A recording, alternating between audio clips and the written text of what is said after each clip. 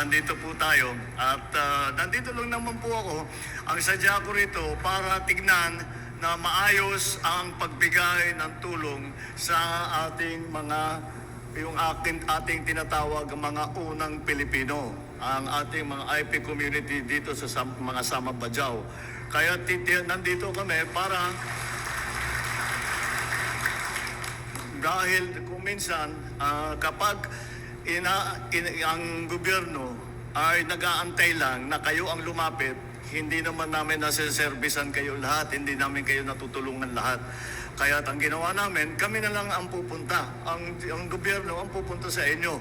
Kaya po nandito lahat ito, nandito po ang DSWD, nandito po pati agrarian reform para ayusin yung mga titulo ng mga lupa ninyo. Pwede natin, meron silang coordination sa Registry of Deeds. Andyan yung DOH, may counting clinic tayo dito, meron tayong binibigay na gamot. Nandyan din yung programa ng walang gutom. Yung po ay programa ko po yan dahil ang pangarap ko na pagkatapos na ako magpresidente, wala nang gutom na Pilipino. Yung isang napakahalaga na baka hindi nyo po napupuna, yan pong e-gov app na aming linagay. Kailangan po matuto kayo dahil ito po ay app, pwede nyo gamitin yung telepono nyo, pwede rin gamitin yung computer. Hindi na kayo pupunta sa opisina ng gobyerno. Kahit na basta't meron kayong koneksyon na pwede nyo nang gamitin. Yung e-gov app, pag ginamit niyo yan, lahat ng serbisyo ng gobyerno, lahat ng departamento ng gobyerno, kaya ninyong puntahan, kaya ninyong kausapin.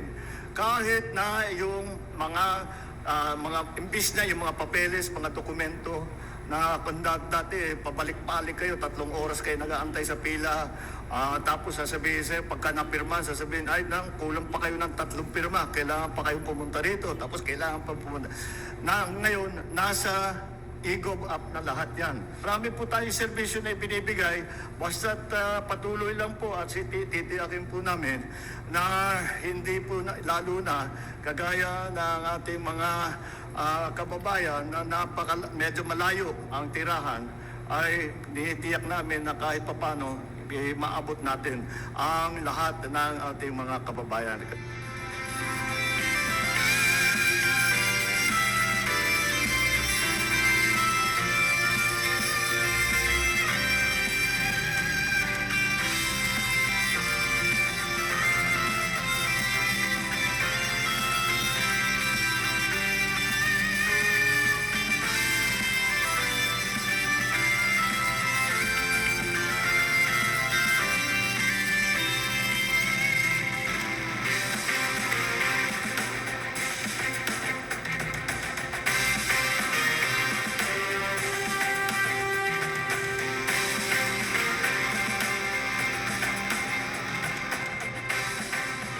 Mangingisda lang ang namin.